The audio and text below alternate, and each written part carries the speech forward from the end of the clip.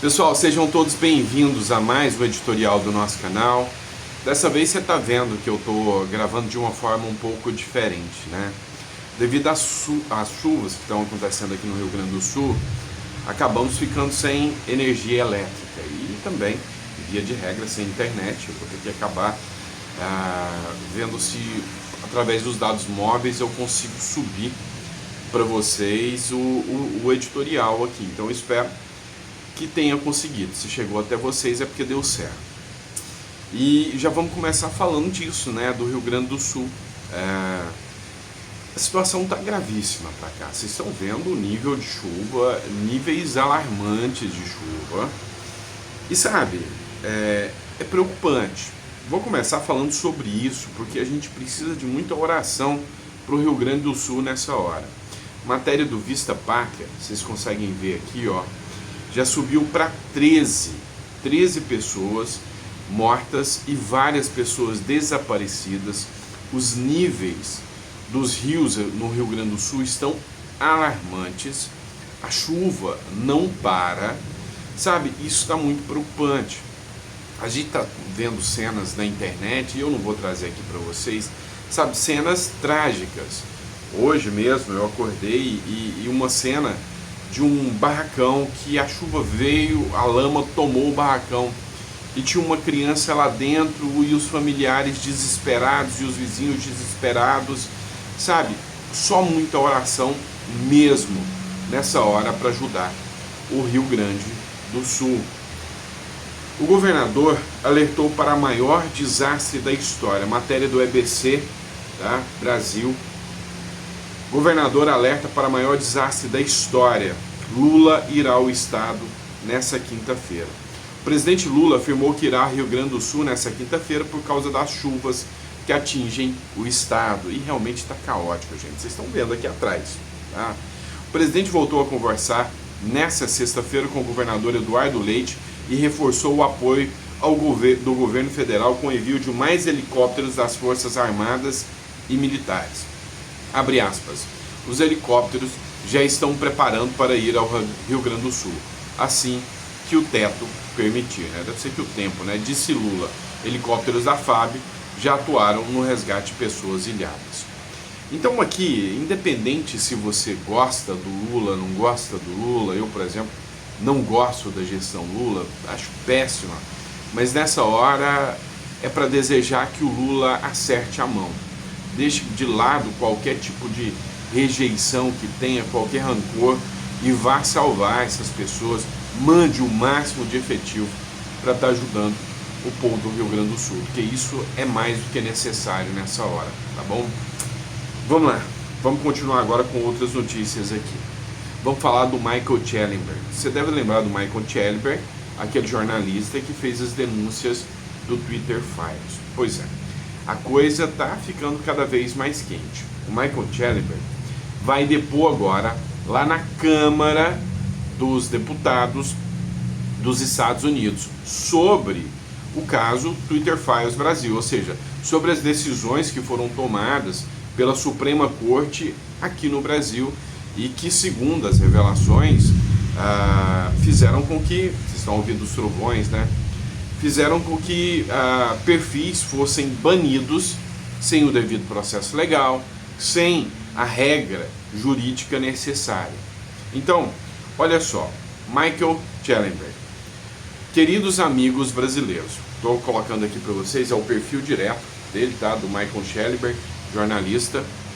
Pessoas poderosas nos nossos governos e na nossa sociedade acreditam que têm o direito de decidir o que podemos ou não dizer, ouvir ou não ouvir. Eles não estão apenas tentando nos censurar, estão tentando banir totalmente das redes sociais os jornalistas e líderes eleitos que eles não podem controlar. Mas agora, o mundo inteiro está assistindo o sinistro ataque à liberdade de expressão no Brasil pelo presidente Lula e pelo ministro Alexandre de Moraes. É uma das maiores polêmicas do mundo. E ficará ainda maior quando eu testemunhar perante o Congresso na próxima terça-feira, dia 7 de maio, em uma audiência intitulada, abre aspas, Brasil, uma crise de democracia, liberdade e Estado de Direito. Uma audiência no Congresso por si só não muda nada. Ainda precisamos que o Congresso haja para condenar o comportamento ultrajante, ilegal e imoral de Lula e de Moraes e tome quaisquer outras ações necessárias para defender os direitos humanos fundamentais, incluindo a liberdade de expressão. Mas a audiência é o primeiro passo nesse processo. Em sua carta convite, para mim, o poderoso presidente. Mas a audiência é o primeiro passo. Em sua carta convite, para mim, o poderoso presidente do Comitê das Relações Exteriores, Michael McCaul, escreve que a audiência discutirá no Congresso do ZEUA pode abordar melhor as graves violações de direitos humanos que foram cometidas pelas autoridades brasileiras em grande escala.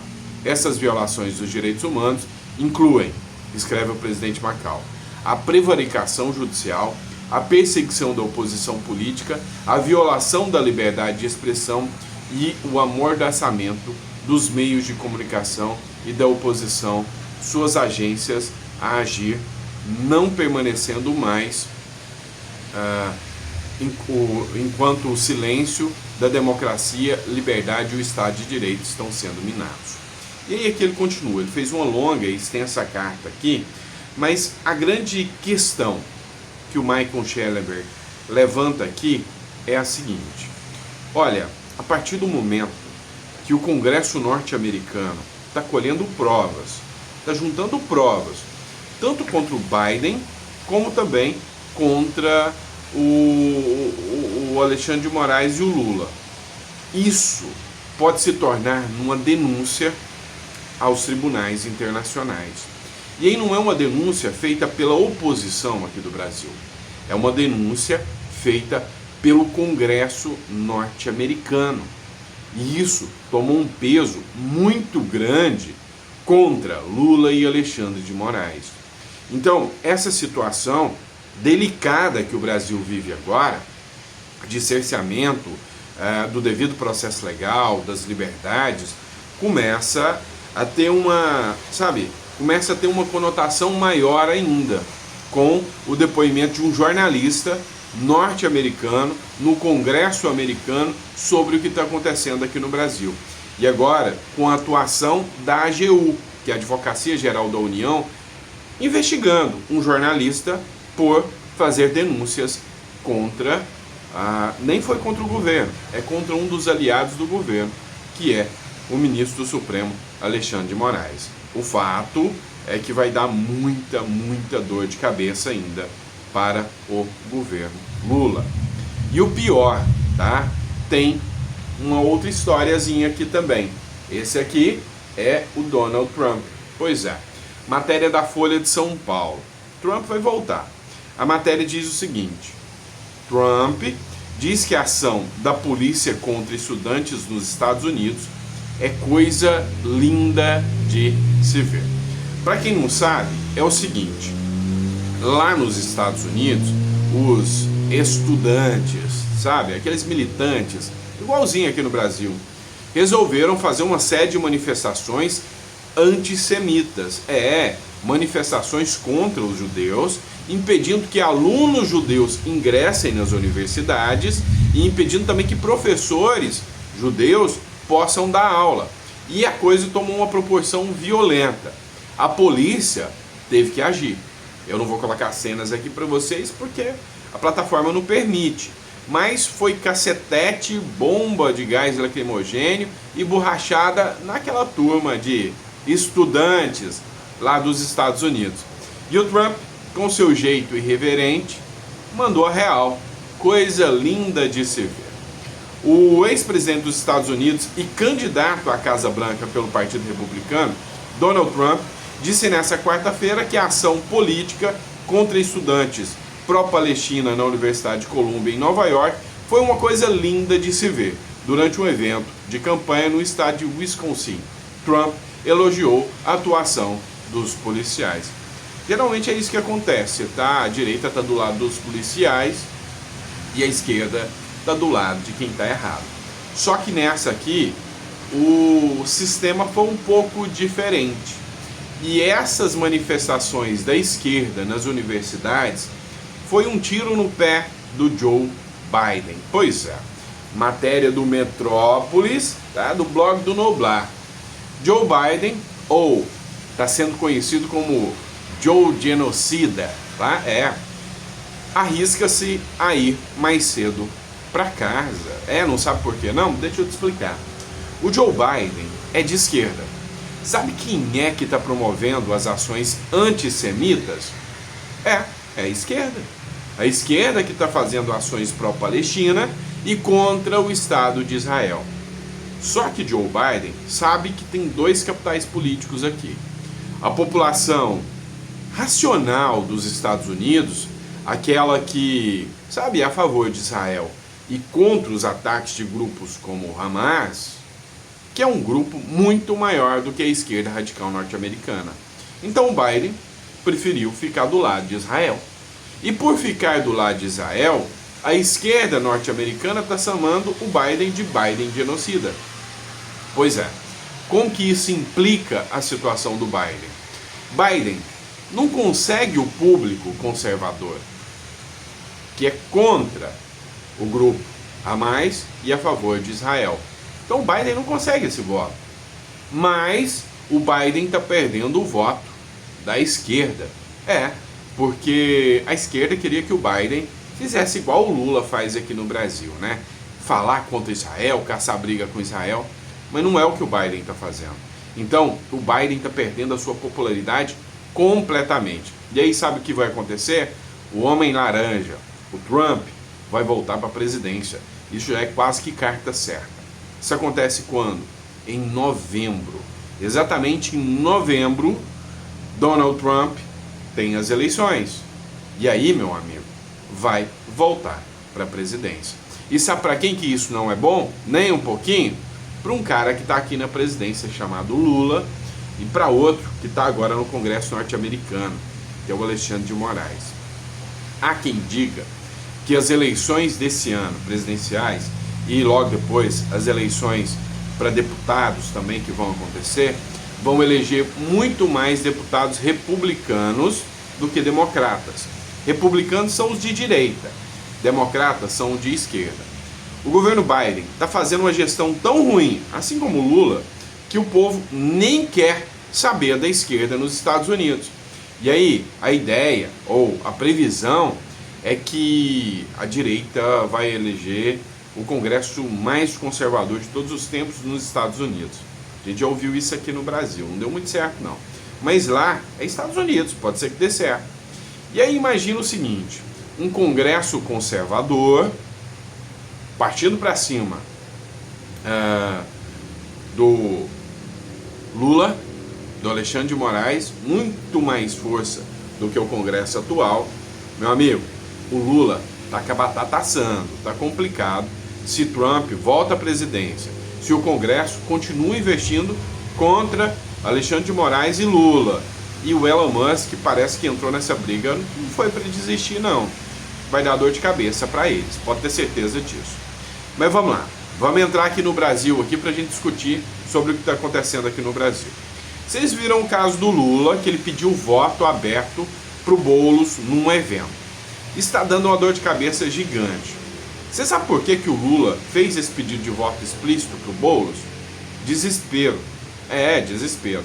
Vocês viram que o evento foi totalmente flopado, não deu ninguém. No mesmo dia, o Nunes também fez um show. Só que no show do Nunes tinha um artista só, o Frank Aguiar. No do Lula tinha uns 15 ou mais. Teve uma diferença. Segundo o Luiz Barsi, o show do Nunes lotou. Pois é, não flopou não, deu muita gente para ver o Nunes, o Frank Aguiar e o candidato do Bolsonaro. O Nicolas ainda brincou que um boneco do Bolsonaro dá mais gente do que o Lula. Será que o boneco do Bolsonaro é o Nunes? Não sei. É o cara que está com o carimbo do Bolsonaro agora. E o simples fato já fez com que muita gente fosse no show do Nunes, né? Na manifestação do trabalhador do Nunes. Lula entrou em desespero. Talvez seja por isso que ele não conseguiu segurar e pediu voto direto, explícito, extemporâneo para o Boulos. E aí a coisa complicou ainda mais. Sabe por quê? Porque, segundo a jurisprudência do TSE, quando você usa a máquina pública para se beneficiar politicamente, é abuso de poder econômico. Mas aqui não foi só a máquina pública, foram os sindicatos que bancaram dinheiro, o que é proibido também. Então a cassação da chapa de Boulos está muito arriscada de acontecer. Tanto é que o Estadão divulgou hoje, a Bia Kicis republicou, o Estadão divulgou hoje o seguinte: show em que Lula pediu votos para Boulos captou 250 mil reais via lei Rouanet. Opa! Lei Rouanet é dinheiro público, então tinha dinheiro público. Mas peraí, teve apoio da Petrobras, patrocínio direto da Petrobras, a estatal controlada por amigos do Lula. Ou seja, o negócio é muito mais complicado do que se possa imaginar.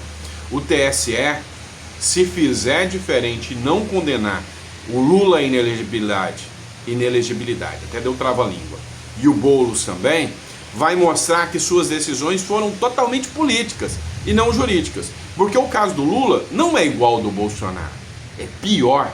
Sabe por quê? Porque o Lula transmitiu o ato em que ele pediu votos para o Boulos nos canais oficiais da Presidência da República e da SECOM. É, meu amigo, estava sendo transmitido em perfis oficiais do governo. Bolsonaro ficou inelegível porque o evento do 7 de setembro usava dinheiro público e a campanha e o ato foi considerado político pelo Bolsonaro.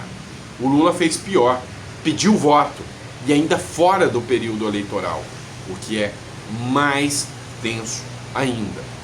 E aí o Ciro Nogueira entrou em campo. Ciro Nogueira, que é senador, vocês estão vendo o perfil do Ciro Nogueira, falou: o Diretório Nacional do Progressistas, né, do PP, vai entrar com representação contra o absurdo cometido hoje contra a democracia e o povo de São Paulo pelo presidente e o candidato Boulos. Fizeram um comício a favor de Boulos com patrocínio de uma estatal, a Petrobras. Não é só abuso de poder econômico, é um desrespeito com a cidade de São Paulo e com o país. A cidade está assolada pela pior epidemia de dengue da história. E o governo federal vai até lá para torrar dinheiro público com politicagem. Boulos sempre achou que o privado era público, por isso sempre invadiu. Agora usa um público, a Petrobras, para bancar evento privado de campanha de Boulos. São Paulo não merece o Boulobras. São Paulo pertence a todos, não à turma do Boulos. Se eles começarem a descumprir a lei agora, imagine o que pode acontecer em São Paulo com lei, São Paulo sem Boulos. E aí ele cita aqui, ó, uma matéria: Lula pede voto para Boulos em evento pago pela Petrobras. Pois é, meu amigo, isso aqui vai dar muita dor de cabeça pro Lula, mas muita dor de cabeça mesmo. Porque agora o TSE vai ter que rebolar para tentar justificar que o caso do Lula e do Boulos não é muito pior que o do Bolsonaro. Pela jurisprudência, é muito, mas é muito mais grave do que o caso que deixou o Bolsonaro inelegível. E a pergunta é: Lula vai ficar inelegível? O Boulos vai ficar inelegível? Ou as decisões são de acordo com a conveniência e oportunidade do Tribunal Superior? Se for, é um tribunal político e não jurídico. E aí, o bicho tá pegando, meu, tá bom? Obrigado, um grande abraço, fiquem com Deus e espero que o conteúdo tenha ficado bom aqui para vocês, apesar do perrengue da chuva aqui, tá? Abraço, fiquem com Deus e até o próximo editorial.